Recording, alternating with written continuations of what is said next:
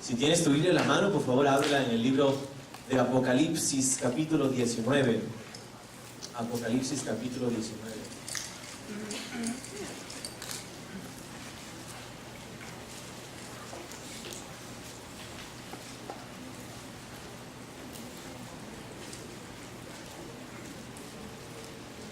Donde vamos a estar esta mañana, Apocalipsis 19.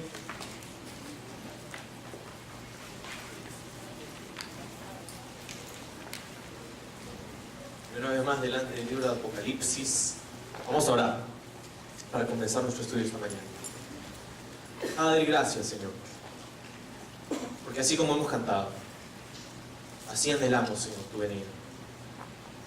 Y gracias porque esta mañana justamente veremos eso en tu palabra.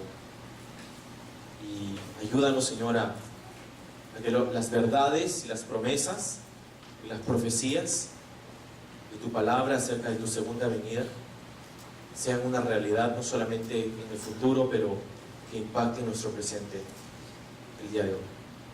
Ayúdanos a vivir, Señor, a la luz de lo que vemos hoy día en tu texto esta mañana. Oramos en el nombre de Jesús. Amén. Ven, oh Cristo, ven, es lo que acabamos de cantar. Y así como hemos cantado, es exactamente lo que vemos en el capítulo 19. La segunda venida de Cristo. Esta mañana, de hecho, vamos a concentrarnos en esta porción de la Escritura en el capítulo 19, donde se nos habla acerca de la segunda venida de Cristo.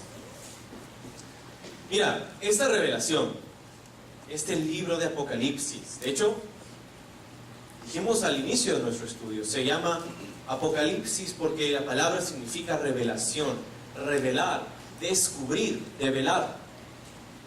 Sabemos que no es un evento ni algo, pero es alguien. El propósito del libro de Apocalipsis es descubrir a la persona de Jesucristo, revelar, manifestar, quitar el velo a la persona de Jesucristo. Y esta mañana justamente vamos a ver esto, vamos a ver a Jesucristo. Esta revelación era tan importante. Es tan importante para nosotros hoy como lo fue para la primera iglesia, o para la iglesia que recibió de puño y letra de Juan este libro. Recuerda conmigo, por favor, Juan, el apóstol, uno de los discípulos de Jesús, estaba en la isla de Patmos recibiendo esta revelación. Dios estaba mostrándole las cosas que son, que eran y que han de ser después de esta. Está recibiendo esta revelación alrededor del año 90 o 100, poco antes del año 100 antes de Cristo. Y la razón por la que te hago recordar esto es porque la iglesia durante ese tiempo estaba sufriendo una ardua persecución. La iglesia estaba siendo perseguida en ese día. Los emperadores romanos se levantaron uno tras otro para perseguir a los cristianos. Los judíos también perseguían a los cristianos, no querían nada que ver con ellos. Obviamente los que habían rechazado a Jesús como su Mesías, no querían nada con los cristianos. Y los romanos por muchos años vieron al cristianismo como una secta, y una secta que debía ser erradicada. Entonces comenzaron a perseguirlos, y la iglesia estaba siendo arduamente perseguida durante este tiempo, durante el tiempo de Juan. Entonces imagínate lo precioso y lo refrescante que sería para las personas en el día de Juan recibir este libro. Este libro que habla acerca de la inminente y gloriosa venida de Jesucristo como Rey, como Señor, para restaurar todas las cosas, donde no hay más dolor, donde no hay más sufrimiento, donde no hay más guerra después de su juicio, donde hay paz, donde hay tranquilidad, donde el mundo no está sufriendo las consecuencias del pecado. Hoy día estamos viviendo, imagínate, en un mundo donde el pecado ha impactado prácticamente todas las áreas de nuestra vida y todas las áreas de nuestro universo. Pero regresar al jardín del Edén, regresar a las condiciones idílicas en donde el hombre podía vivir para siempre, es algo que no disfrutamos el día de hoy. Sin embargo, tenemos contaminación, tenemos pecado, tenemos tráfico, ¿no? Qué feo. Obviamente el tráfico no es una consecuencia directa del pecado, pero igual de feo es. Y entonces, estamos viviendo en un mundo caído por el pecado. No estamos viviendo en el mundo que Dios creó originalmente. Las condiciones en las cuales Dios creó al mundo originalmente no son las condiciones en las cuales nosotros vivimos el día de hoy. Pero Jesús ha prometido restaurar todo esto. Ahora, así de refrescante como lo fue para la primera iglesia, escuchar acerca de la segunda venida de Jesús, así de refrescante debe ser para nosotros, los que amamos su venida. Escuchar este pasaje, leer, escudriñar este pasaje en el capítulo 19 del libro de Apocalipsis. Y déjame decirte ahora al inicio, iglesia, que en verdad siento un poco inadecuado para compartir este mensaje. Porque el pasaje que tenemos delante esta mañana es tan glorioso, es tan majestuoso, es tan impresionante, que en verdad ningún autor humano o ningún expositor humano podría hacer justicia a lo que va a ser este pasaje. Entonces, completamente inadecuado para poder compartir contigo. ¿Qué más podríamos hacer sino observar este pasaje y empaparnos de lo que nos está tratando de compartir el Señor a través de estos versículos? Entonces, hoy día vamos a concentrarnos en la segunda venida de Jesús. Vamos a tomar un tiempo para justamente hacer eso, para empaparnos de lo que el pasaje está tratando de enseñarnos. Y mi oración al empezar este estudio es que pueda impactar radicalmente nuestras vidas y cambiar por siempre la forma y la manera en cómo nosotros vivimos el día de hoy. Es por eso que hemos llamado al estudio a través del libro de Apocalipsis, versículo a versículo, capítulo a capítulo, que empezamos hace meses, días de un futuro presente. Días de un futuro presente, porque consideramos que estudiar nuestro futuro y estudiar lo que la Biblia enseña acerca de nuestro futuro debe y va a impactar considerablemente nuestro presente. ¿Cuál es nuestra cosmovisión, nuestra perspectiva, nuestra manera de ver el mundo y las cosas? ¿Cuál es nuestra esperanza? ¿Cómo nosotros reaccionamos ante lo que sucede en nuestra vida día a día? Todo eso puede cambiar radicalmente si es que tenemos esta esperanza de gloria firme en nuestra mente y en nuestro corazón. Entonces, quiero decirte que el capítulo 19 en realidad es el pináculo, la cumbre de lo que el libro de Apocalipsis tiene que contarnos hasta ahora. Es la cima más alta de la revelación del libro de Apocalipsis hasta este momento. Vienen cosas más gloriosas y esa cima no va a ser la única, no va a ser la última. De hecho va a ascender mucho más y vamos a ver cosas más gloriosas aún en el capítulo que falta. Pero hasta este momento, el capítulo 19, lo más glorioso que va a suceder. Pero no va a suceder si que antes no hay un gran declive. Si es que antes no hay un gran tiempo de sufrimiento. Ese tiempo lo conocemos como la gran tribulación. Hemos venido estudiando acerca de esto. Donde Jesús en el cielo, en el capítulo 5, toma este rollo de la mano del Padre y este rollo tiene 7 sellos y Jesús comienza a abrir cada uno de los sellos y mientras Jesús abre los sellos, los juicios de Dios se van manifestando en la tierra durante la gran tribulación, estos 7 años de gran tribulación. La iglesia ha salido del mundo a través del rapto, está ahora en la presencia del Señor y durante esos 7 años hay gran tribulación en la tierra, mientras que en el cielo hay gran celebración. Qué gran diferencia, ¿no? Gran celebración en el cielo, gran tribulación en la tierra. ¿Y esa celebración a qué se debe? Bueno, vimos la semana pasada, en el capítulo 19, los primeros versículos, acerca de las bodas del Cordero.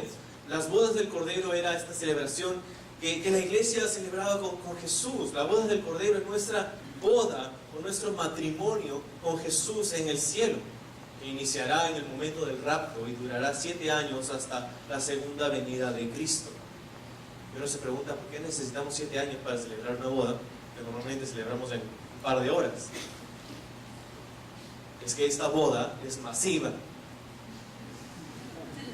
y necesitamos los 7 años para poder disfrutar cada uno de nuestro Señor Jesús con igualdad y disfrutar de lo glorioso que es nuestro Señor durante 7 años, para tomarnos fotos también y ponerlas ahí, ¿no?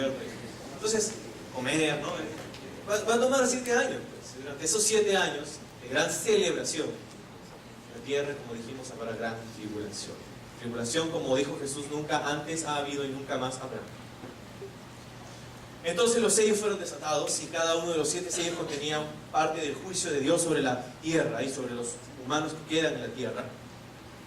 El séptimo sello, el último sello, contenía 7 trompetas.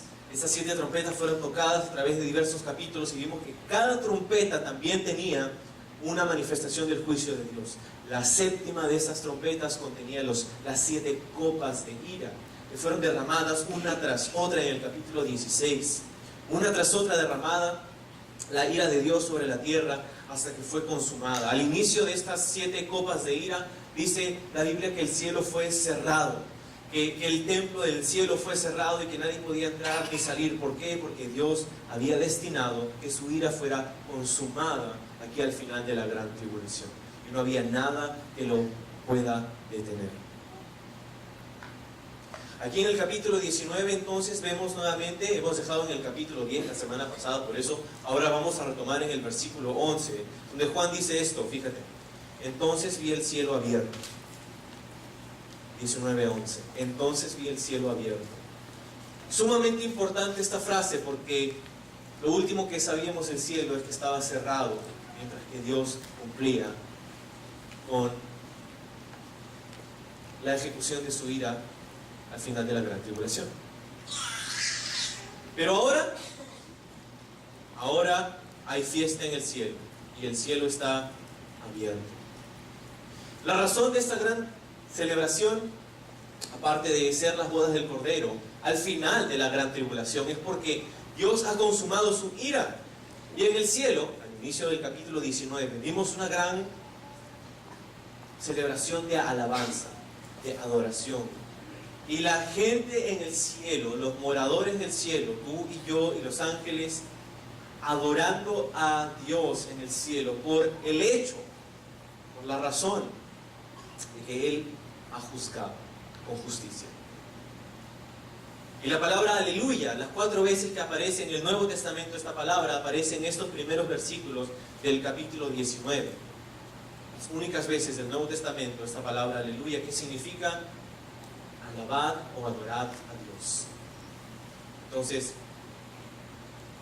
hay fiesta, aleluya, adoramos a Dios, porque sus juicios son perfectos, porque Él juzga con justicia, porque Él ha derramado su ira sobre la tierra. Entonces, lo que hemos visto desde el capítulo 1 hasta el capítulo 18 del libro de Apocalipsis, en realidad ha sido toda una gran introducción para esto. Como dijimos hace un momento, este es el pináculo de la revelación hasta este momento, y entonces hasta el capítulo 18 todo ha sido una gran introducción. Todo lo que hemos estudiado todos estos meses desde el capítulo 1, todo ha sido una introducción para eso. Esto es de lo que se trata. Esto es de lo que se trata, aquí en la segunda venida de Cristo. Hoy día el mensaje he titulado Fuerza Aérea. Fuerza aérea, no la fuerza aérea de un país o de una nación o de un ejército humano, pero la fuerza aérea del reino de los cielos, comandada por Cristo a la cabeza, viniendo desde el cielo en su segunda venida, la verdadera fuerza aérea, sus ejércitos que vienen con Él para hacer guerra, para juzgar, para pelear. De eso se trata hoy día el libro de Apocalipsis capítulo 19, versículo 11, lee conmigo por favor. Entonces vi el cielo abierto, y he aquí un caballo blanco, y el que lo montaba se llamaba Fiel y Verdadero. Con justicia juzga y pelea. Sus ojos eran, dice, como llama de fuego, y había en su cabeza muchas diademas, y tenía un nombre escrito que ninguno conocía sino él mismo. Estaba vestido de una ropa teñida en sangre, y su nombre es el Verbo de Dios. Los ejércitos celestiales, vestidos de lino finísimo y blanco y limpio, le seguían en caballos blancos, y de su boca, dice, sale una espada aguda para herir con ella a las naciones. Y él las regirá con vara de hierro, y él pisa el lagar del vino del furor y de la ira del Dios Todopoderoso. En su vestidura y en su muslo tiene escrito este nombre: Rey de Reyes y Señor de Señores. Ese es nuestro texto esta mañana. Así que vamos a concentrarnos vamos a hacer zoom aquí en la segunda venida, vamos a tomarlo con calma, vamos a tomarlo despacio, no vamos a apresurarnos, porque este texto es tan importante para el cristiano. Es tan importante. Lo primero que queremos considerar acerca de la segunda venida de Cristo es su llegada. Número 1, punto 1 de 3 que vamos a ver esta mañana. Punto número 1, su llegada. Dice que vio el cielo abierto y que he aquí un caballo blanco, y que lo montaba se llamaba Fiel y Verdadero, y con justicia juzga y pelea. Si no lo notaste, esta es la descripción de una entrada triunfal. Esta es la descripción de una entrada triunfal. Ahora, cuando nosotros oímos entrada triunfal, aquellos que hemos sido creyentes por un par de años o un par de meses, normalmente asociamos la entrada triunfal con el evento en los evangelios en el cual Jesús, montado en un burrito, entró al templo en Jerusalén. Ahora, no es tanto esa una entrada triunfal, porque no sé hasta qué punto consideras triunfal entrar al templo sentado en un burro, ni siquiera un burro adulto, pero un burrito, que ni siquiera te pertenece, no era de Jesús. No es muy triunfal que digamos. De hecho, no es nada triunfal, porque Jesús entra al templo, ve lo que está pasando, se da la media vuelta y se va. Esta es la entrada triunfal, de lo cual lo que vemos en los evangelios, llamado así, es solamente una sombra, solamente una imagen alusiva a lo que sucede aquí en Apocalipsis 19. La entrada triunfal de Jesús en un burrito solamente una imagen, una sombra de lo que sucede aquí en su segunda venida. Ese día, el día de la entrada triunfal que vemos en los evangelios, ese día estaba profetizado. Ese día estaba estrictamente y minuciosamente profetizado en el libro de Daniel, capítulo 9, en la profecía de las 70 semanas. Más, si hacemos la suma, podemos dar con el día exacto en el cual Jesús entraría por esa puerta oriental al templo de Jerusalén. Pero así como esa entrada no tan triunfal estaba profetizada, esta entrada triunfal aquí en Apocalipsis 19 también está profetizada. Y déjame decirte que la segunda venida de Cristo va a ser tal cual Jesús lo dijo. Va a ser tal cual Jesús lo dijo. Jesús hablaba acerca de esto. De hecho, Jesús hizo referencia a su segunda venida a través de los evangelios 21 veces. 21 veces Jesús a través de los evangelios mencionó algo acerca de su segunda venida. Ahora, Jesús podría estar en un comercial de Sprite. Las cosas como son. Porque Jesús nunca maquilla la verdad. Jesús nunca dice las cosas para tratar de decir otra cosa. Jesús dijo lo que dijo y dijo lo que dijo. Y así es. ¿Qué dijo Jesús entonces acerca de su segunda venida? Bueno, Mateo 24, 27, cuando Jesús estaba hablando con sus discípulos, dijo algo muy importante. Él dijo: porque como el relámpago sale del oriente y se muestra hacia el occidente, así será también la venida del Hijo del Hombre. Jesús comparó su segunda venida con un relámpago, con una tormenta eléctrica. Ahora, si tú has vivido en Lima toda tu vida y nunca has salido de Lima, no sabes muy bien de qué se trata una tormenta eléctrica, porque nunca hemos experimentado una en esta ciudad, por lo menos no yo. Pero si has tenido la oportunidad de salir, de ir a la sierra o de ir a la selva o de ir a otro país en donde sí hay tormentas eléctricas, entonces tú puedes darte cuenta de que esto es algo impresionante.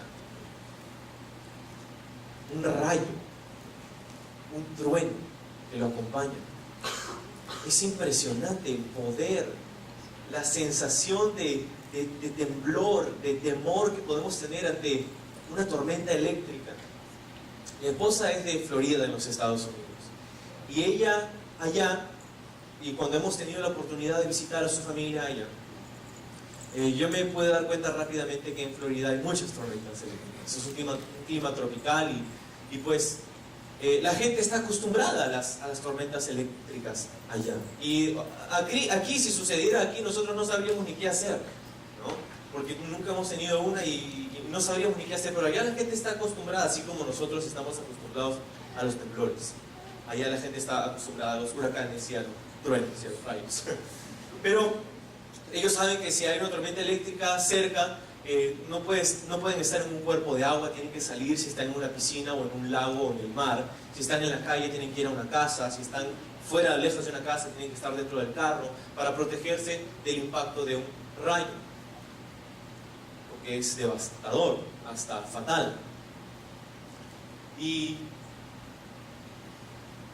también se sabe que tú puedes contar los segundos entre la luz del relámpago y el sonido del trueno y saber a qué distancia se encuentra o a qué distancia cayó el rayo, porque la luz viaja más rápido que el sonido. Entonces, si tú ves un rayo, cuentas los segundos que toma entre la aparición del rayo hasta el sonido del trueno, puedes saber cuán lejos estuvo ese rayo. Si cuentas 3 segundos, son 3 millas de distancia. Si cuentas 10 segundos, son 10 millas de distancia. Y así, es 1 milla por segundo entre la diferencia de la luz y el sonido del rayo y del trueno. Entonces, si escuchas y ves un rayo y un trueno al mismo tiempo, cuidado, porque ha caído muy cerca. Se voy a salir corriendo. Esa sensación, si has estado en una tormenta eléctrica, esa sensación cuando cae un rayo, esa sensación en tu estómago que sientes como retumba el ambiente, esa sensación de poder, y compararla con tu falta de poder, de ver lo que sucede en una tormenta eléctrica y decir, aquí estoy yo, una hormiguita, que no puedo hacer nada para esconderme de tal majestad. Fue lo que el salmista declaró en uno de los salmos, cuando decía, cuando veo tu creación, cuando veo los rayos, los relámpagos, me acuerdo y digo, Señor, ¿quién es el hombre para que tú te acuerdes de él? ¿Quién es el hijo del hombre para que tú lo visites? ¿Quiénes somos nosotros? Entonces, cuando dice que la venida del Hijo del Hombre va a ser como el relámpago que sale del oriente hacia el occidente, está hablando acerca de esta misma sensación de poder que podemos experimentar ante una tormenta eléctrica. Esa misma sensación de pavor que sentimos cuando estamos cerca de una tormenta eléctrica o en medio de una tormenta eléctrica, esa es la misma sensación que la segunda venida de Cristo va a causar sobre los habitantes de la tierra. Eso es lo que está diciendo allí. Ahora, ¿cómo sabemos que esto va a ser así? Porque la Biblia lo dice, ¿verdad? Porque Jesús lo dice. Pero hace un momento dijimos que Jesús siempre dice las cosas tal y como son. Vamos a ver y comparar otras cosas que Jesús dijo acerca de Él, que sucedieron. Podríamos examinar otras afirmaciones o palabras de profecía que Jesús dijo acerca de su futuro inmediato y ver cómo se realizaron tal cual Jesús le dijo, para darnos cuenta que lo que Jesús dice acerca de su segunda venida va a suceder tal cual Él lo dice. ¿Cómo qué, por ejemplo? Bueno, en el Evangelio de Mateo, capítulo 20, versículo 18, Jesús predijo su muerte. Jesús dijo que iba a morir. Ahora esto no es gran cosa. Yo puedo predecir mi muerte. Voy a morir algún día. ¿Soy el profeta? No, ¿verdad? Cualquiera puede decir, yo voy a morir algún día. Eso no es gran cosa. Pero Jesús no se quedó ahí. Sino que Jesús no solo profetizó su muerte, sino que en Juan 3:14 profetizó cómo moriría. Y ahí cambia la cosa un poco. Tú puedes profetizar que vas a morir. Y el 100% de las veces, a no ser que sea por el rapto, va a ser verdad. Pero profetizar cómo vas a morir, eso es un poquito más difícil. Ahora Jesús dijo en Juan 3:14, estaba hablando con Nicodemo, y le dijo a Nicodemo, Nicodemo, así como el cayado o la vara de Moisés fue levantada ante los hijos de Israel, así como en el libro de los Números, así es necesario que el Hijo del Hombre sea levantado.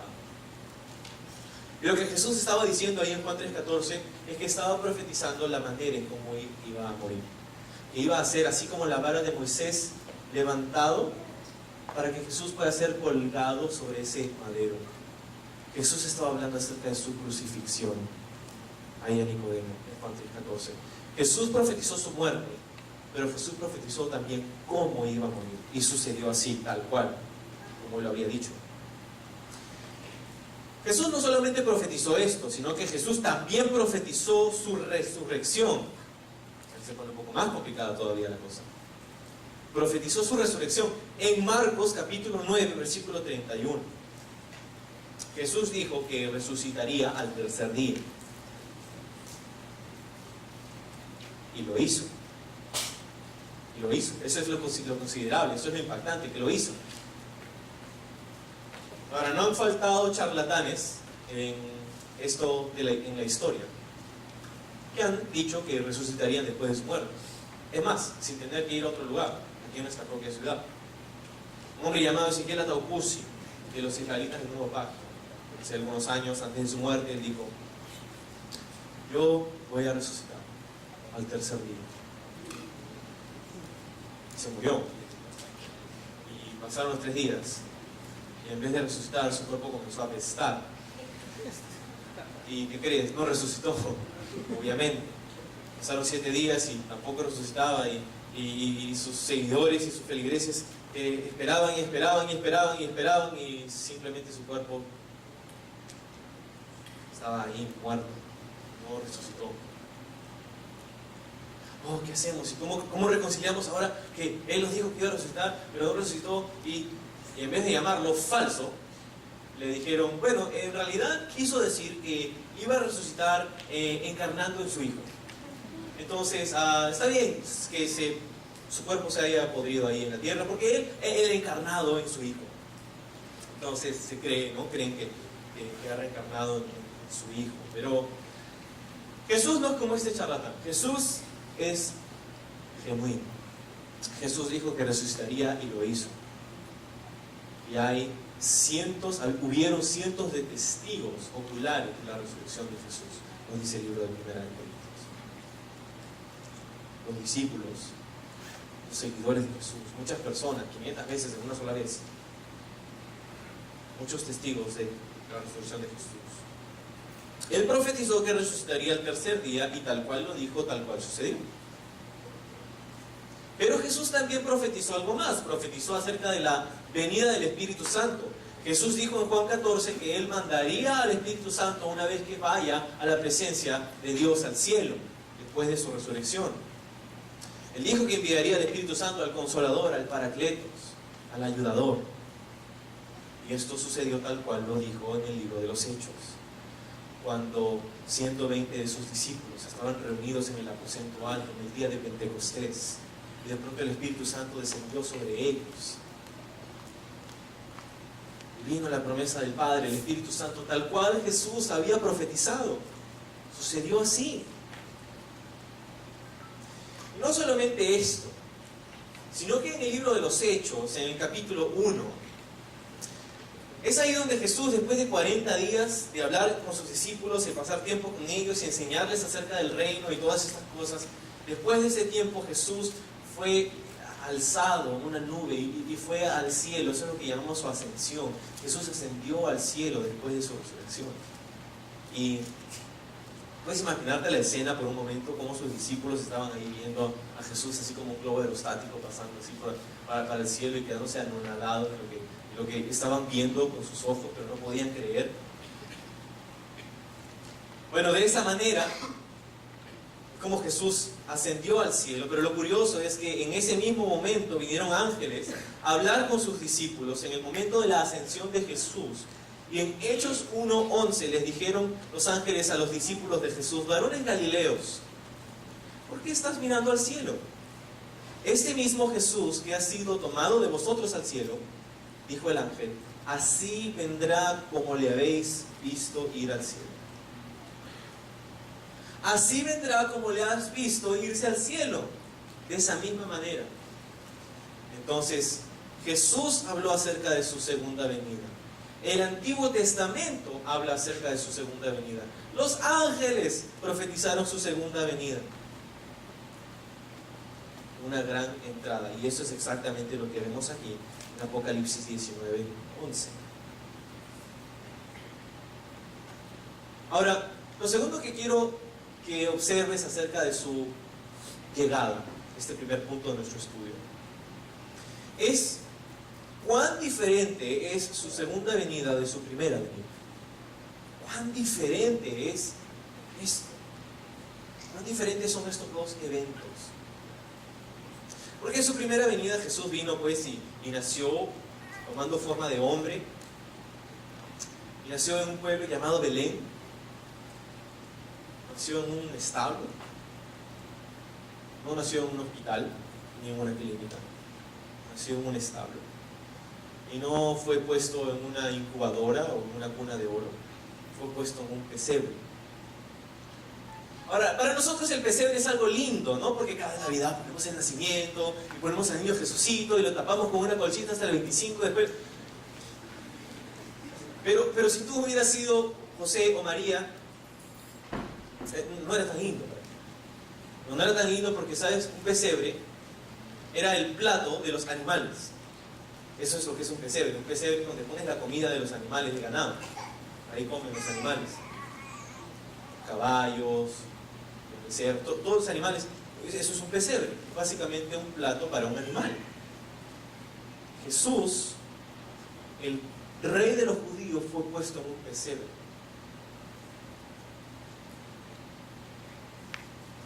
¡Qué humillación! Pero no solamente esto, sino que Jesús nació en una familia pobre. Hay algunos que dicen, no, pero Jesús fue rico y porque Jesús fue rico nosotros somos ricos y decláralo. Estas personas que piensan así no tienen ni idea de lo que la Biblia enseña. Que Jesús nació en una cuna de oro. Entonces, ¿por qué tenemos un pesebre aquí? Que la familia de Jesús era adinerada. Y entonces, ¿por qué cuando fueron a presentar a Jesús presentaron dos tortolitas en vez de un animal, un becerro, y era la costumbre? Presentaron dos tortolitas al sacrificio porque esa era la provisión de Dios para las familias con escasez, para aquellos que no podían ofrecer un animal entero porque era muy costoso y no tenían. Verás, la familia de Jesús fue una familia muy humilde, María y José. No solamente eso, pero el trabajo de José, el padre legal, no biológico de Jesús. Él era un carpintero. Un carpintero. Ahora, la palabra en griego para carpintero no solamente es alguien que trabaja en madera, es alguien que hace reparaciones. Es lo que significa esa palabra. Alguien que hace reparaciones y trabaja con madera y trabaja con piedra. Entonces, era el equivalente moderno a un gasfitero. Es lo que era el padre de Jesús, el padre legal, José. José era como un gasfitero. Se te malograba en la casa, lo llamabas y te arreglabas. Si querías una mesa, ibas y te la hacías. Si querías que te pongan una cocinita, y ese era el tipo de trabajo de José. No pienses que era un carpintero como el día de hoy, hacía muchas otras cosas. Pero sin embargo, era un trabajo humilde. Verás que José no fue un empresario, un manager, no fue un administrador, no fue un hombre así, fue un hombre con un trabajo digno, pero humilde. Y Jesús, conforme a la costumbre de ese día, Jesús trabajó en el oficio de su padre hasta que tuvo 30 años. Los hijos tomaban el oficio de sus padres y trabajaban haciendo lo mismo. Jesús también fue un gasfitero. Jesús también fue una persona que hizo reparaciones. Las manos de Jesús probablemente estaban llenas de callos porque trabajaba con sus manos. Jesús fue un hombre trabajador los primeros 30 años de su vida. Después de esos 30 años Jesús comenzó su ministerio público y comenzó a llamar a sus discípulos y comenzó a cambiar su vida por 3 años. 3 años después de esos 30 años, 3 años en donde Jesús ministró 3 años donde Jesús fue y sanó y enseñó y tuvo discípulos y hizo todas estas cosas. 3 años que terminaron con su arresto y su crucifixión. Y luego su resurrección y ascensión al cielo. Pero verás, cuando Jesús entró al templo en esta llamada entrada triunfal, como dijimos, entró en un burrito que ni siquiera le pertenecía. Le tuvo que decir a sus discípulos: vayan a este pueblo y cuando encuentres ahí a un pollino, a un burrito, desátalo y tráemelo. Y si alguien te pregunta, dile: el maestro lo necesita. ¡Qué humildad! Ni siquiera poseía un burrito para él. Ahora, si nos imaginamos la escena en ese día, ¿no? Llegaban los discípulos y encontraron: mira, justo como Jesús nos dijo, está un burrito, vamos a desatarlo. Y vinieron los dueños del burrito: oye, ¿qué estás haciendo con mi burrito? ¿Te lo estás robando? No, el maestro lo necesita. Pues anda y dile a tu maestro que necesita pagar con visa o efectivo. No, Jesús, ok, Jesús sí, ya. Entonces, entró aquí con un burro prestado. Fíjate la humildad de Jesús en su primera venida. Pero no así Jesús vendrá en su segunda venida. No vendrá más humillado, sino que vendrá exaltado. Fíjate que Juan dice en el versículo 11 que Él vino o vendrá con un caballo blanco, montado sobre un caballo blanco, con muchas coronas sobre su cabeza, como dice el versículo 12. Sus ojos como llamas de fuego. Un nombre que nadie conocía. Esta imagen, la de estar montando un caballo blanco, es muy importante, porque en la cultura romana, los generales romanos, los generales que iban y llevaban a sus ejércitos en batalla y conquistaban y tenían victoria, regresaban a su ciudad, regresaban a Roma, montando estos generales un caballo blanco en señal de victoria. Regresaban marchando triunfales a su ciudad con los despojos de la batalla que acababan de ganar, entrando hasta la ciudad de Roma, pasando por la vía sacra, que era como que la calle principal de Roma, pasaban por ahí, pasando por el templo de Júpiter, llegando hasta la ciudad capitalina, hasta el monte Capitalino, estaba ahí, y llegaban, y esta era una señal de victoria. Eso quiere decir que ese general había guiado su ejército en una batalla que había culminado en victoria, y ahora estaban regresando a casa victoriosos. La imagen de Jesús regresando en su segunda venida en un caballo blanco es la imagen de un rey que ha conquistado y ha llevado y ha ganado la victoria. Esa es la imagen ahí. No solamente un cabellito blanco. Habla acerca de la victoria que este rey ha ganado. Es así como Jesús va a venir en su segunda venida. Fíjate que es un evento futuro, por favor. Porque hay muchas personas que leen el libro de Apocalipsis y dicen que esto ya sucedió, que Jesús ya vino. Hay sectas que creen que Jesús ya vino y que su cuartel general está en los Estados Unidos y Él está ahí reinando desde ya en secreto, ¿no? Falso. ¿Sabes por qué? Porque el libro de Apocalipsis, si leyéramos un poquito la Biblia, Apocalipsis 1, versículo 7, dice esto: he aquí que viene con las nubes, y todo ojo le verá, y los que le traspasaron y todos los linajes de la tierra harán lamentación por él. Sí, amén. Básicamente dice aquí el libro de Apocalipsis que cuando Jesús venga en su segunda venida no va a ser en secreto, no va a ser en un establo, no va a ser puesto en un pesebre. Dice que todo ojo le verá. Va a ser algo visible, va a ser algo que todo el mundo va a saber que Jesús está regresando. Ahora, eso no ha sucedido obviamente el día de hoy, es un evento futuro. Entonces, Jesús vendrá victorioso. Otra imagen de su victoria es lo que dice el versículo 12, donde dice a la parte final, o en la mitad del versículo, que en su cabeza había muchas diademas. En griego hay dos palabras que se traducen como corona. Una es la palabra estéfanos. Estéfanos es la palabra que significa no tanto corona, pero es más como laurel. Es como los laureles de los atletas. De hecho, es justamente lo que es. Cuando un atleta terminaba una competencia y ganaba, los laureles eran la corona de recompensa que recibía por haber ganado esa competencia.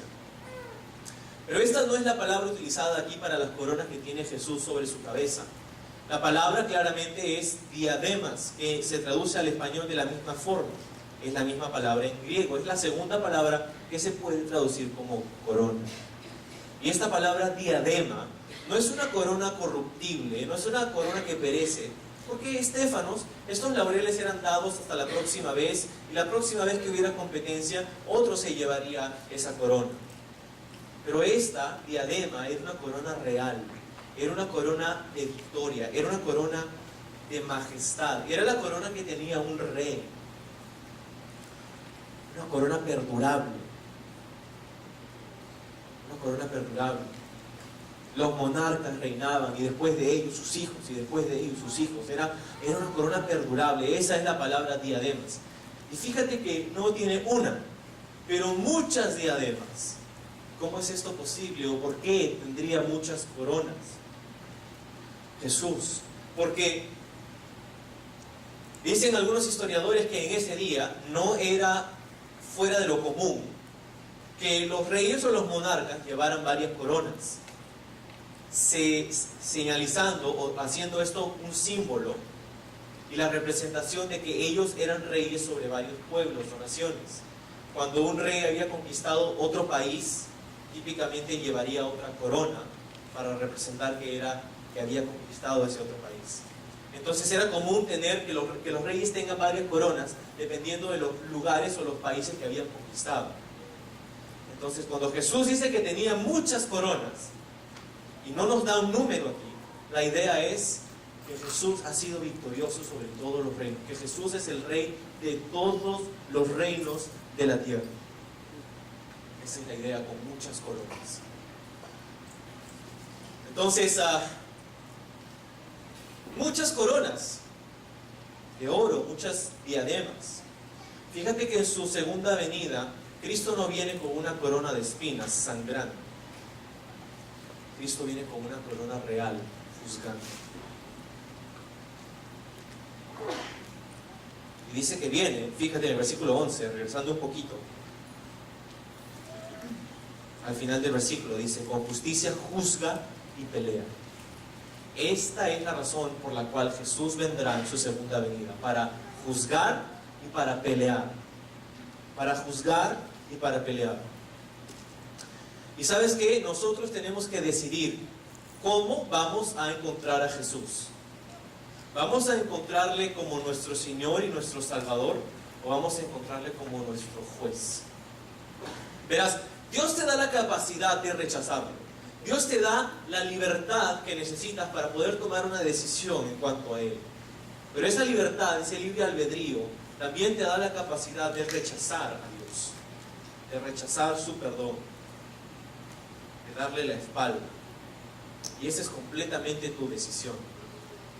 En toda su majestad, en todo su poder, Dios no te obliga, no obliga a nadie a adorarlo, sino que nos da la libertad de hacerlo, porque allí radica el verdadero amor, aquel que es voluntario. Pero ¿sabes? Cuando se trata de adoración a Dios, no existen los puntos neutrales. No existen los puntos neutrales. No hay una persona que pueda estar con un pie aquí y un pie allá. Yo adoro a Dios, pero en realidad no. No existen áreas grises. Es bien blanco y negro. Cuando se trata de estar del lado de Dios, Jesús dijo, el que no está conmigo, está contra mí. Jesús no lo ve de otra manera. O estás conmigo, o estás contra mí. O recoges conmigo, o esparces. No hay neutros. No hay puntos o áreas grises cuando se trata de esto. O aceptas su perdón y su paz a través de Jesús en su primera venida, o temerás su segunda venida cuando venga para pelear y juzgar de aquí. es una o la otra. Y en cualquier momento de tu vida, tú estás en una o en la otra, en un lado o en el otro. Hoy día, tú estás en uno o el otro lado. O estás con Jesús o estás contra Él. Y si tú dices, no, es que yo en realidad no estoy con Jesús, pero en realidad no estoy contra Él, no tengo nada contra Él. Jesús no lo ve así. Jesús no lo ve así. Jesús dice, ¿estás conmigo o no lo estás?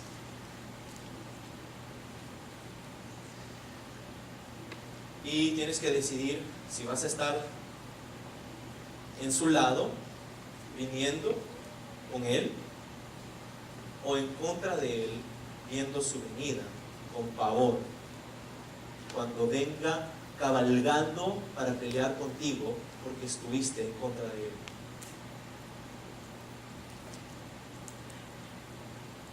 Y lo vas a adorar como Rey de Reyes y Señor de Señores, o le vas a temer porque sabes que es Rey de Reyes y Señor de Señores y nunca te quisiste someter a Él. Verás, todos vamos a doblar rodillas ante Cristo algún día. Todos. Todas las almas, todos los seres humanos, desde Adán hasta el último, van a doblar rodillas ante Cristo. Pero algunos van a doblar rodillas en adoración. Otros van a doblar rodillas en resignación, porque no lo quieren adorar. Pero ¿qué más queda? Él es el Rey. Y no quiere decir que ellos van a ser perdonados, sino que su resignación al final del día los va a llevar hacia el infierno, porque nunca quisieron aceptar a Jesús.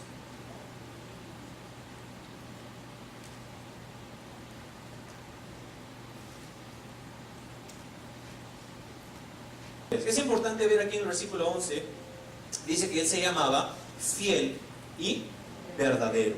Fiel y verdadero, era el nombre de esta persona montando este caballo blanco. Nosotros sabemos que es Jesús. Fiel. Esta palabra significa confiable.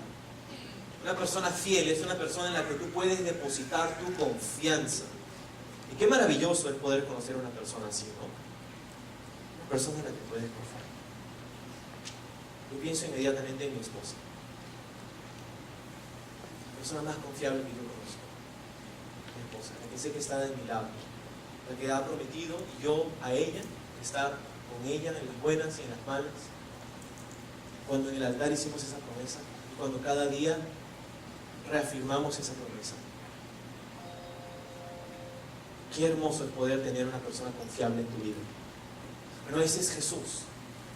Jesús, que aunque cualquier persona te falle, y todos eventualmente en una u otra área fallarán, porque son seres humanos, Jesús no. Jesús es 100% confiable. Tú puedes poner tu confianza en Jesús. Él no te va a defraudar. Cualquier otra persona te va a defraudar. Jesús no. Él es fiel. De hecho, en el libro de 2 de Timoteo dice que si nosotros somos infieles, Él permanece fiel porque no puede negarse a sí mismo. Es así de fiel. Pero el segundo nombre es verdadero. Y lo que significa esa palabra verdadero es alguien genuino, real. No bamba, si lo quisieras decir así. Alguien que no es bamba, alguien que no es una imitación. Es alguien real, alguien genuino. Ese es Jesús. Y creo que, mira, hay varios nombres para Jesús en este pasaje, pero creo que Dios escoge estos dos nombres primero para presentarse ante su segunda venida. ¿Por qué? Porque necesitamos reconocer, número uno, que Él es fiel para hacer estas cosas y Él es fiel para cumplir su promesa. La promesa que había hecho, que el día de hoy es burlada. Pedro hablaba de esto en sus epístolas. Él decía, en los últimos días vendrán personas que se burlarán de la promesa de la segunda venida. Se burlarán diciendo, ¿dónde están? ¿Dónde están sus promesas? Si todas las cosas son como siempre. Lo que dice Pedro en sus epístolas allí, y lo que dice en este fragmento de su epístola, dice que mientras que nos acerquemos al día del fin, mientras que nos acerquemos más a la consumación de estos eventos, más prominente será la mentalidad en las personas de rechazar esta promesa. Y y de burlarse de esa promesa. Y ciertamente no es así el día de hoy. Personas que dicen exactamente lo que Pedro profetizó que se diría. ¿Dónde está la promesa de su venida si todas las cosas son lo mismo? Hoy día lo dicen de esta manera. Por millones y millones de años, en otras palabras, todo es lo mismo.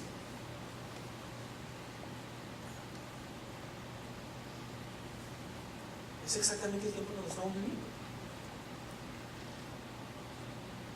Exactamente el tiempo en el que estamos viviendo. Personas que se burlan de la promesa de Jesús en su segunda venida. Pero Jesús nos promete regresar. Y Pedro dice en ese mismo pasaje que el Señor no retarda sus promesas, porque el Señor tiene paciencia. Tiene paciencia. Y la razón por la que quizá te parece que demora tanto tiempo que se cumplan sus promesas es porque te ama. Porque si Él hubiera venido hace 3 generaciones, tú no estarías aquí para contarlo. Porque Dios te ama a ti. Pero llegará el tiempo en donde en el mundo, y puede ser en nuestra generación, no habrán más personas que deseen tener una relación personal con Jesús. Sus corazones estarán endurecidos. Y Dios juzgará el tiempo de una manera moral. Y cuando no haya más moral, ese será el momento. Y por eso nosotros estamos corriendo paralelos en la consumación de estas cosas. Cuando dice la Biblia que estamos en los últimos tiempos, y uno dice, wow, pero han pasado como que 2000 años desde que Jesús se fue, y es que no estamos corriendo hacia la consumación de esas cosas, estamos corriendo en paralelo. Es como cuando corres en la orilla. Cuando sales a correr, sí sales a correr. Caminas y corres en la orilla del mar, estás muy cerca y puedes correr por kilómetros estando cerca al mar. Pero tan solo falta que hagas así y ya estás en el mar. Así es como estamos corriendo en paralelo a la consumación de estas cosas. No estamos corriendo hacia el mar, estamos corriendo en paralelo con el mar, y eso es lo que sucede, pero llegará un momento en donde será así de rápido, y así de cerca estamos. Así de cerca estamos. Entonces, es fiel para cumplir sus promesas, y es verdadero. Esto es verdad. Él es genuino. Y esto es en completo contraste con el anticristo. El que por los últimos 7 años se ha llamado el Dios, el juez, el rey, adórenme a mí, sírvanme a mí, pónganse mi marca, si no me adoran los mato. El anticristo es el que se ha llamado el Señor de señores, el Rey de reyes, pero en realidad eres un falso. Eres el Cristo Bamba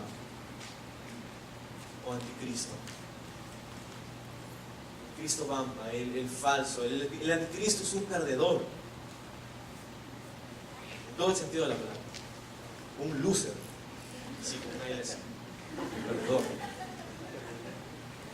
Pero Jesús no. Jesús es fiel y es verdadero. Jesús es fiel y verdadero. Ese es su nombre. Esos son los nombres con los que se identifica aquí al inicio del pasaje. Sus ojos, como llama de fuego. Ahora, no quiere decir que Jesús es como Cíclope de los hombres X. Tengo muchas más risas en este servicio que en el anterior. No quiere decir que es como Cíclope, pero quiere decir que sus ojos pueden ver, pueden penetrar cualquier cosa. Eso quiere decir que Dios puede ver detrás de cualquier fachada, detrás de cualquier actitud, detrás de cualquier máscara, de cualquier acción, de cualquier pretensión. A veces las personas llegan con ciertas pretensiones, con ciertas fachadas delante de Dios, y a veces llegan a la iglesia con ciertas fachadas y ciertas pretensiones. Pretenden ser espirituales, pretenden como si todo está bien en sus vidas, cuando en realidad nada está bien. Y llegan a la iglesia, oh sí hermano, aleluya, y se sienten, escuchan, oh sí, amén. Tienen una fachada espiritual. Eso no sucede aquí en la iglesia, obviamente, obvio. No sucede en otras iglesias. Y ¿sabes qué? Jesús dice que Él puede ver a través de todo eso. Sus ojos son como llama de fuego. Él puede ver a través de cualquier fachada, de cualquier máscara, porque Él ve el corazón. El corazón. Él sabe, Jesús sabe, quizá nosotros no, pero Jesús sabe si tú tienes una relación genuina con Él. Jesús sabe si tú estás aparentando o en realidad lo amas. Jesús sabe si tu vida es una fachada espiritual o si es que en realidad hay sustancia en tu relación. Él lo ve. Él lo ve. Así que te harías un favor a ti mismo si te dejas de engañar, si es que tu realidad es solamente una fachada espiritual. Te harías un favor a ti mismo, porque Jesús lo ve. Entonces, la Biblia dice acerca de los ojos de Dios, de los ojos de Jehová, en Segunda de Crónicas, capítulo 16, que sus ojos contemplan toda la tierra para mostrar su poder a favor de los que tienen un corazón perfecto para con Él. Hoy, los ojos de Jehová están buscando, contemplando toda la tierra para encontrar a una persona que tenga un corazón perfecto para con Él, para mostrarle su poder a esa persona. Y Dios está buscando a ti para eso. Hoy, pero en ese día los ojos del Señor no van a estar buscando la tierra para mostrar su poder en favor de alguien, sino va a estar buscando la tierra para mostrar su poder en contra de la humanidad rebelde en la gran tribulación.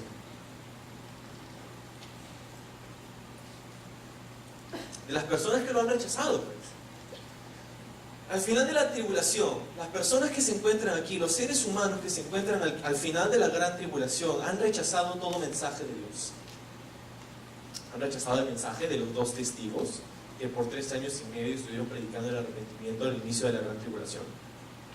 Han estado rechazando el mensaje de los 144,000 judíos que han sido preservados a través de la gran tribulación, predicando el mensaje del Evangelio. Han rechazado el mensaje de los ángeles que han salido alrededor del mundo para predicar el mensaje del Evangelio durante la gran tribulación. Han rechazado el testimonio de los santos de la gran tribulación que han sido decapitados por su fe en Jesús. Han rechazado todo mensaje del Evangelio. Y lo que pasa cuando una persona rechaza el mensaje del Evangelio es que la próxima vez que lo escucha se hace menos sensible a él. Es por esto que es tan importante que si tú escuchas la voz de Dios diciéndote arrepiéntete, que lo hagas. Porque si tú le dices que no a Dios hoy, mañana será más difícil escuchar su voz. Y llegará un punto en donde no escucharás su voz y tu destino será sellado y no para ir al cielo.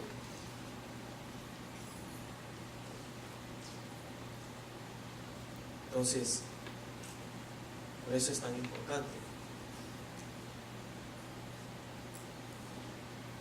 Quizás has estado poniéndole una pausa a tu decisión de entregarle tu vida a Cristo. La Biblia dice que el Espíritu de Dios no contenderá por siempre con el hombre. Y esto no es para asustarte ni intimidarte, pero es para advertirte de una realidad inminente.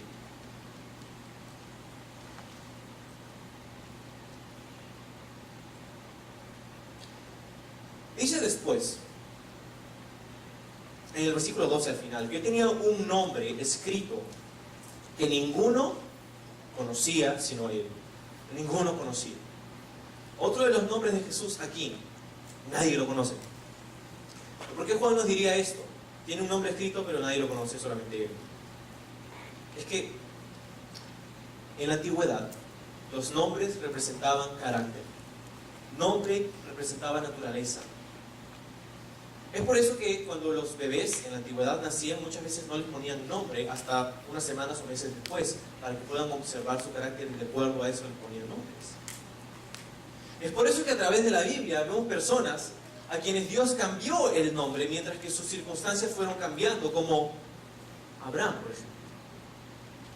Abraham, Dios le llamó Abraham, padre de muchedumbre. Jacob, por ejemplo, suplantador, engañador, lo que significa Jacob. Dios le cambió el nombre a Israel, gobernado por Dios. Porque su vida fue cambiando, su carácter fue cambiando por la intervención de Dios. Entonces los nombres en la antigüedad representaban carácter. Y cuando dice aquí que Jesús tiene un nombre que nadie conoce sino solamente Él, lo que quiere decir, amigos, es que hay tanto por descubrir acerca de Jesús. Hay personas que han caminado, y esto es fácil para personas que han caminado con el Señor por varios años. Cuando pensamos que ya hemos resuelto a Dios como un problema de Baldor. Si ya lo hemos resuelto, sí, no sé, Dios qué está pensando. Sí. He leído la Biblia unas 30 veces y yo ya conozco al Señor. El problema es que es imposible poner a Dios en una caja. Nos encanta hacerlo, nos encanta etiquetar las cosas. Especialmente aquellos que tienen ese genio, ¿no? Que ordenan su closet por colores y tienen ahí todo, no puedes decir, piensas todo dentro de su sitio, todo completamente pulcro y limpio y ordenado y qué bonito. Pero a veces nos gusta hacer eso con Dios. Ponerlo en su etiqueta, en su cajita. Esta es la caja de Dios, aquí está Dios, y te quedas, se queda. No podemos hacer eso. Que Dios es demasiado grande para nuestra mente. Es demasiado grande para nuestro entendimiento. La Biblia dice que Dios habita en una luz inaccesible y que nadie, ningún hombre lo puede ver ni lo ha visto jamás. Hay tantas cosas que podemos descubrir acerca de Dios en la Biblia. Y te sugiero que un estudio fascinante para el creyente es estudiar en la Biblia los nombres de Dios. Hay varios nombres para Dios en la Biblia. Uno de ellos es Jehová Jireh, mi proveedor. Jehová mi proveedor. Jehová Nisi, mi justicia. Jehová Shalom, mi paz. ¿No? Es interesante estudiar los nombres de Dios en la Biblia y entender que Dios va haciendo diferentes cosas para suplir nuestras necesidades. Dios es el todo en todo. Porque dice que hay un nombre que no conocemos todavía. Eso quiere decir que es imposible en este tiempo descubrir o resolver a Dios. Podemos terminar de entender.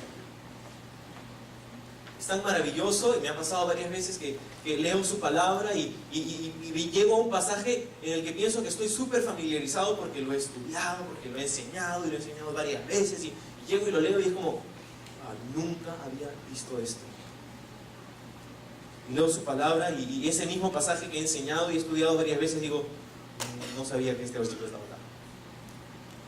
Porque no podemos terminar de entendernos. Hay tanto por conocer de nuestro Señor. Y tendremos la eternidad para descubrirlo. Y lo glorioso de todo esto es que mientras que Dios no puede ser puesto en una caja, y mientras que Dios no termina de entrar en tu mente, Dios entra perfectamente en tu corazón. Esa inmensidad de quien Dios es, entra perfectamente en tu corazón. Y eso es exactamente lo que dice el libro de Colosenses 1:27. Este misterio. Cristo en vosotros, la esperanza de gloria.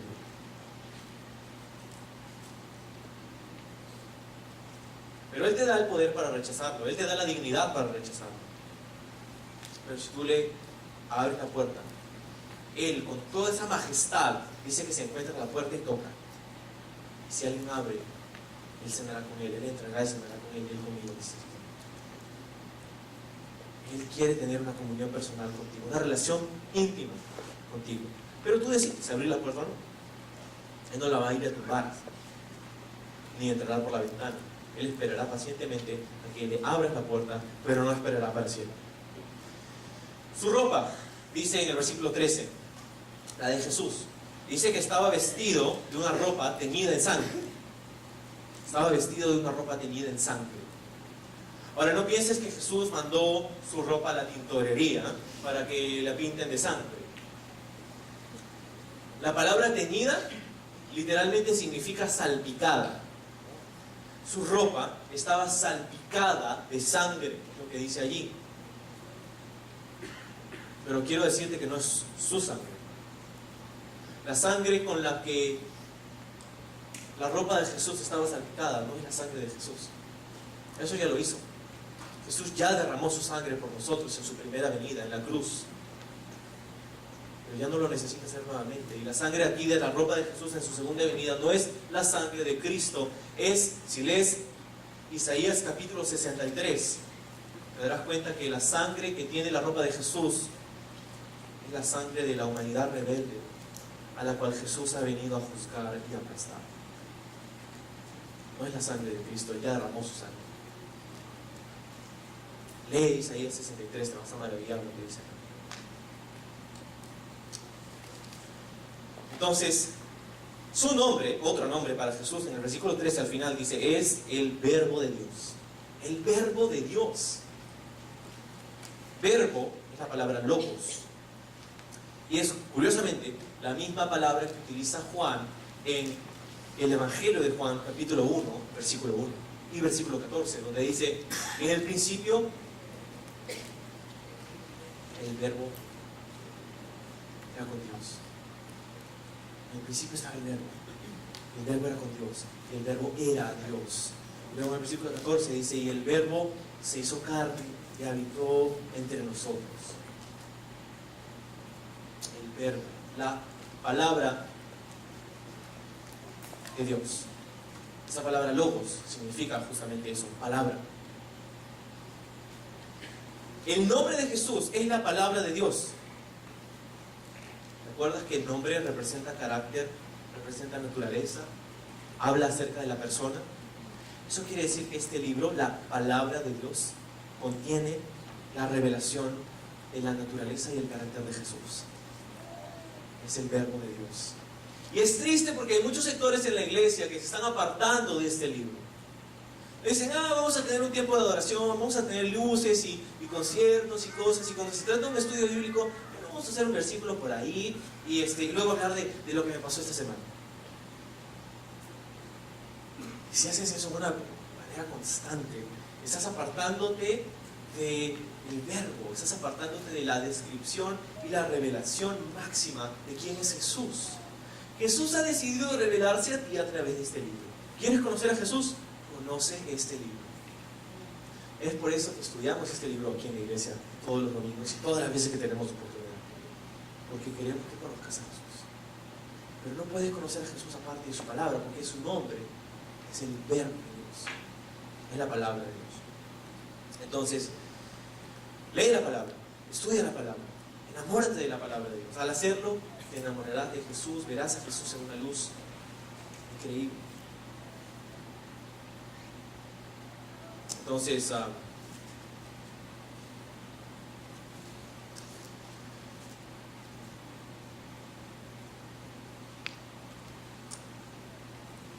es importante que recuerdes y que veas que en su segunda venida, Jesús, a pesar de tener la ropa salpicada de sangre, dijimos no es su sangre, y la razón es porque Jesús no viene para ser la víctima en su segunda venida.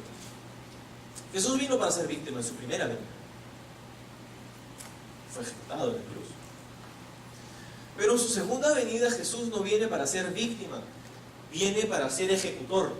No viene para ser ejecutado, viene para ejecutar. No viene para morir, viene para matar y destruir a sus enemigos y ponerlos como estrado de sus pies. La imagen a veces que tenemos de Jesús es una imagen tan pequeña.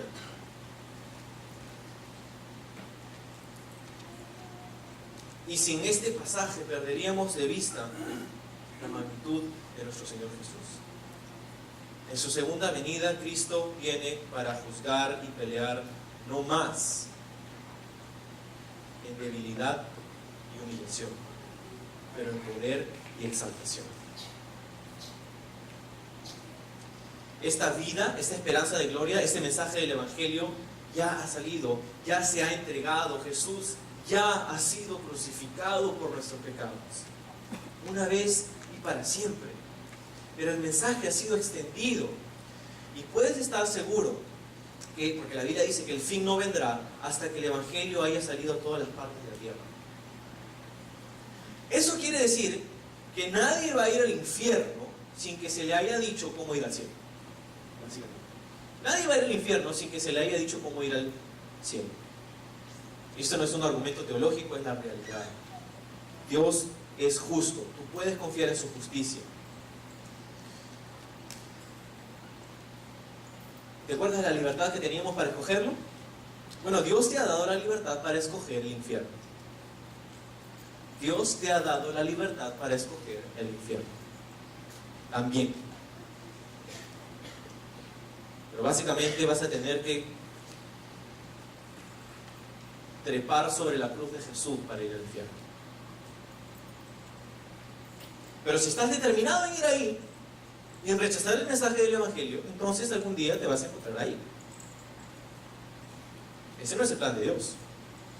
Ese no es el deseo de Dios. Él quiere que te arrepientas, porque quiere perdonar tus pecados, porque quiere limpiarte, quiere lavarte, quiere amarte, no quiere que vayas al infierno. Pero si tú quieres, es tu decisión. No es lo que Dios quiere.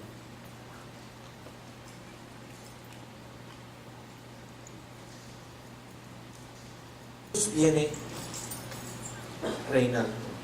Lo segundo que vamos a ver, y vamos a avanzar más rápido, punto número 2, son sus ejércitos. Punto número 1 era su llegada, punto número 2, sus ejércitos. Mira el versículo 14. Y los ejércitos celestiales, vestidos de lino finísimo, blanco y limpio, le seguían en caballos blancos. Seguían en caballos blancos. Los ejércitos del cielo. ¿Quiénes son? Dice que le seguían desde el cielo en caballos blancos. Los ejércitos celestiales. ¿Quiénes son estos ejércitos? Lo primero para responder a esta pregunta es que identifiques que no es el ejército, son los ejércitos. Es plural, hay más de uno. Hay dos grupos aquí. El ejército angelical, el ejército de los ángeles, de la creación angelical, y el ejército de los seres humanos. Hay un ejército angelical y hay un ejército humano aquí. El ejército angelical, ¿cuántos ángeles habrán en este ejército? Creo que es imposible saber, ¿no? Pero podemos hacernos una idea. La Biblia dice que cuando Satanás cayó, 1/3 de los ángeles cayeron con él. O sea, por cada demonio hay 2 ángeles. 1/3 de los ángeles cayeron con Satanás. Hace unos capítulos, en la gran tribulación, un ángel descendió al cielo, al pozo del abismo, con una llave que tenía de Dios, y abrió ese pozo del abismo, y de ese pozo del abismo salieron 200 millones de demonios durante la gran tribulación. 200 millones de demonios. Ahora, puede que haya mucho más demonios que eso, pero si tomáramos ese número solamente, eso quiere decir que por lo menos estamos hablando de 400 millones de ángeles en el ejército de Jesús. Por lo menos, esa es la figura conservadora. Por lo menos 400 millones de ángeles. Ahora, Jesús solamente necesitaba uno nomás necesitaba. Porque en el libro de Isaías capítulo 37 se nos dice que Dios envió una noche a un ángel para pelear con los asirios, y que un ángel en una noche derrotó a 185,000 soldados asirios. Un ángel. Jesús necesitaba uno nomás, pero ahí tiene por lo menos 400 millones. Cuando Jesús estaba siendo arrestado esa noche, esa madrugada, vino Judas con este grupo de personas con palos y cosas para arrestar a Jesús. Judas le da un beso a Jesús, lo identifica, él es, y lo comienzan a capturar a Jesús. Y Pedro, su discípulo fosforito, no favorito, sacó la espada, dijo: no puede ser, están agarrando a Jesús, yo tengo que hacer algo. Y agarró su espada, y para demostrar su poder fue y le cortó la oreja al siervo del sacerdote, quizá la persona más escuálida del grupo. Qué grande, Pedro. Jesús vio esto y creo que estaba un poco avergonzado por Pedro.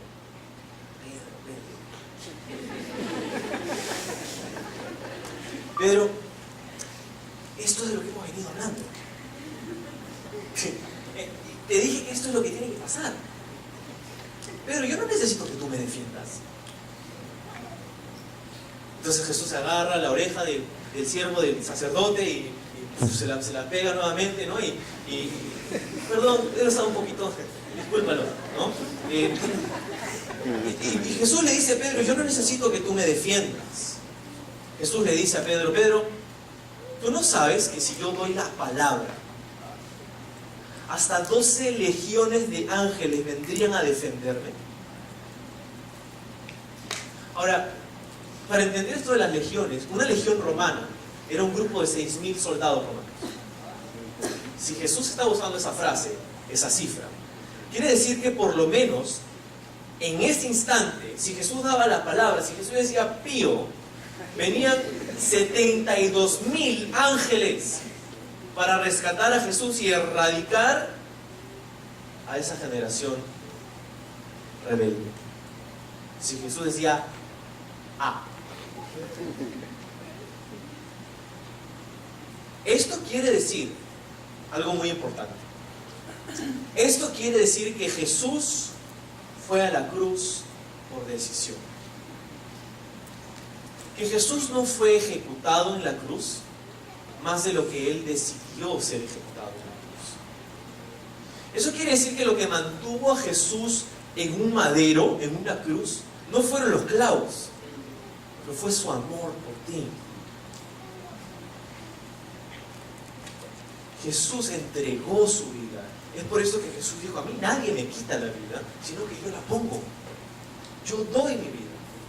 Jesús fue a la cruz porque quiso, porque decidió hacerlo. Si Jesús no quisiera, Él decía y se acabó. Pero Jesús fue a la cruz voluntariamente, por ti, por amarte a ti, porque quiere perdonarte tus pecados, porque quiere hacer posible para ti que tengas comunión con Dios y seas restaurado y puedas ser parte de estos ejércitos que vendrán con Él.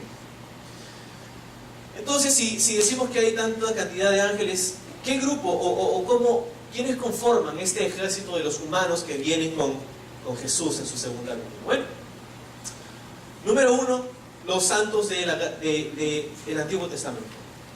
Dentro de este grupo de seres humanos que regresan con Jesús en su segunda venida como parte de estos ejércitos, están los santos del Antiguo Testamento. Ya sabes, Abraham, Moisés, Isaac, ¿no? David, todos los santos del Antiguo Testamento. Puedes imaginarte al rey David ahí atrás de Jesús, cabalgando, viniendo con él, con Moisés.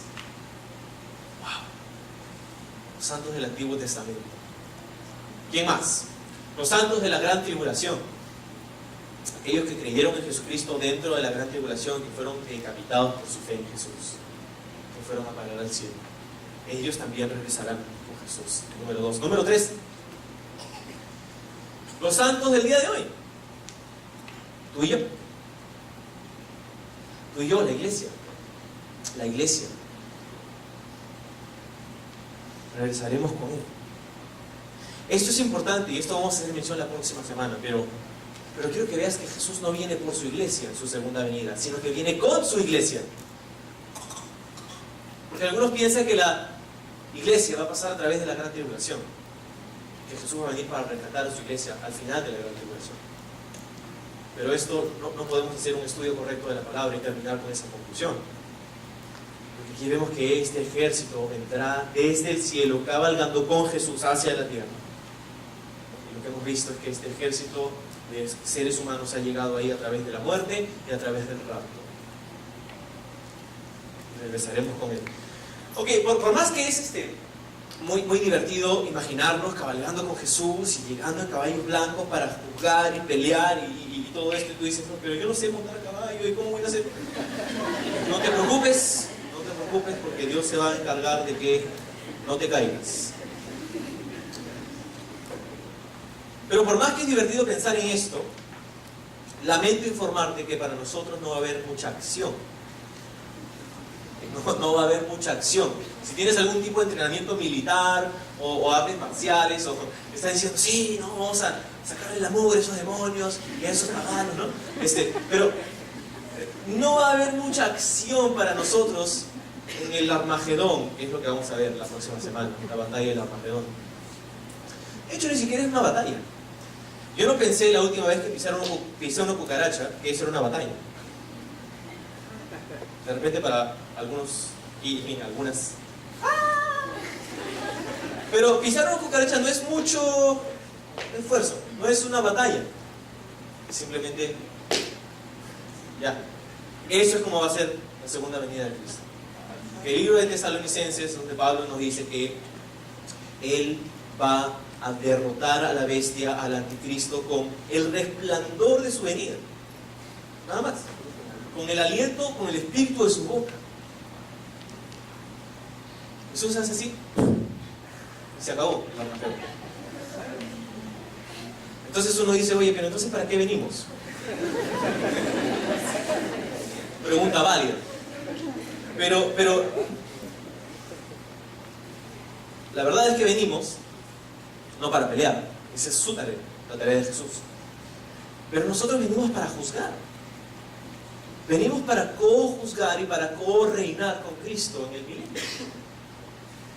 Venimos con Él para establecer el reino de Jesús sobre la tierra, para reinar con Él en la tierra. Eso es lo que dice que va a suceder en el milenio. Para eso venimos. Para eso venimos en la segunda venida de Cristo con Él. Pero quiero decirte que esa venida y la responsabilidad que Dios te pueda dar durante el milenio, la magnitud o la capacidad que Dios te dé de juzgar y reinar en el milenio con Él, depende inmediatamente o está completamente en proporción a tu fidelidad a Dios hoy. ¿Cuán fiel eres tú a Dios hoy? En esa misma proporción, Dios te dará responsabilidad de lo que viene. Así que tómalo en serio. ¿Quieres reinar sobre una calle, un barrio, una casita? La medida de la responsabilidad y la capacidad que Dios te dé de gobernar con Él durante el milenio será en función a tu fidelidad para con Dios hoy. Esta imagen de Jesús en el versículo 15, fíjate, de su boca sale una espada aguda para herir con ella las naciones, y Él las regirá con vara de hierro, y Él pisa el lagar del vino del furor y de la ira de Dios Todopoderoso. Ese es el punto número 3 y final. La primera era su llegada, el segundo punto era sus ejércitos, y el punto número 3, sus acciones, lo que va a hacer durante su segunda venida. Esto vamos a ver también la próxima semana, pero basta con decir que la imagen de Jesús aquí es completamente diferente a la imagen de su primera venida, ¿verdad? Como hemos dicho. Es que esta imagen está aquí para romper con cualquier estereotipo que la iglesia ha tenido por mucho tiempo. A veces tenemos la idea de poner a Jesús en un cuadrito así, con el corazón espinado así. Y por años la iglesia se ha aferrado a esta imagen débil de Jesús. A este Jesús manso, humilde, que ciertamente lo era. Pero nos aferramos a veces a su humanidad, a su debilidad, a que lo veíamos con hambre, con sed, lo veíamos débil, con sueño, veíamos que podía ser azotado y ejecutado. Pensamos que ese es Jesús. No. Necesitamos ver esta imagen de Jesús aquí.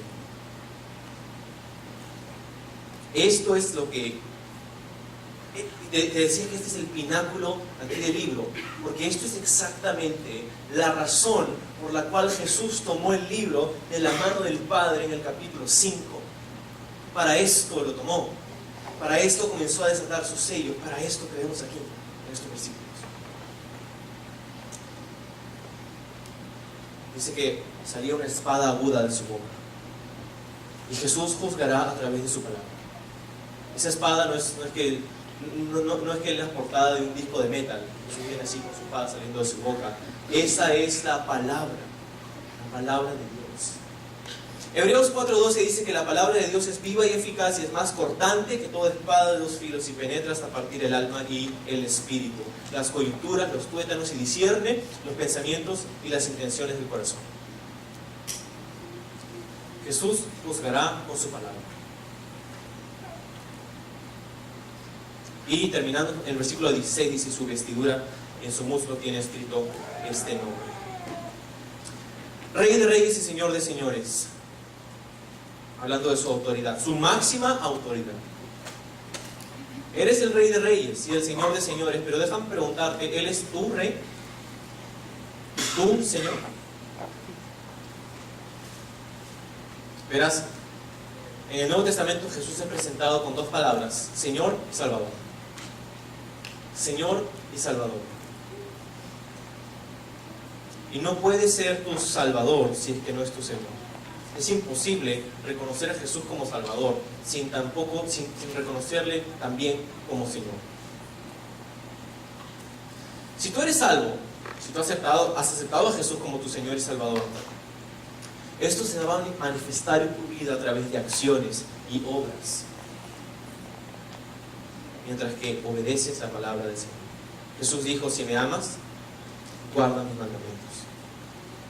Y alguien dijo: si el Señor no es Señor de todo, no es Señor de nada en tu vida. Si en tu vida Jesús no es el Señor de todo, toda área de tu vida, si es que hay algo que tú te reservas para ti: Señor, toma todo menos esto, toma todo menos mi vida amorosa, no me digas con quién debo y no debo estar, toma todo menos mi cartera, mi billetera, mi cuenta bancaria, mi trabajo, mi familia, toma todo menos. Si hay algo en tu vida que no has rendido a los pies de Jesús, en realidad, si el Señor no es Señor de todo, no es Señor de nada.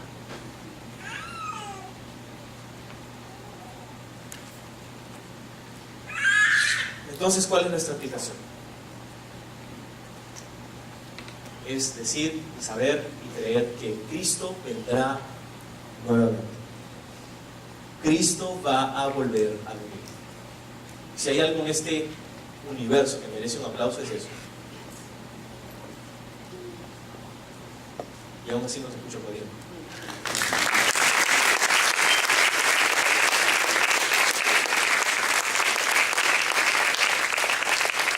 Ahora, cuando tu equipo de fútbol gana el partido, aplaudes más fuerte que eso.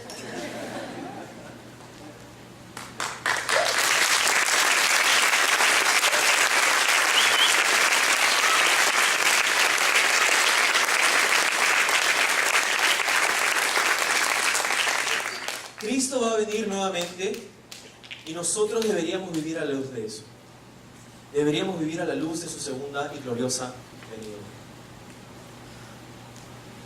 Pablo define a un creyente con estas palabras en 2 de Timoteo 4:8 y dice: un creyente es alguien que ama su venida. Alguien que ama su venida. ¿Ama su venida? Amén. Y lo que necesitamos hacer entonces en nuestra palabra de aplicación es que necesitas levantarte cada mañana y orar y decirle: Señor, ayúdame a vivir hoy como si en verdad creyera tu segunda venida. Hoy quiero vivir a la luz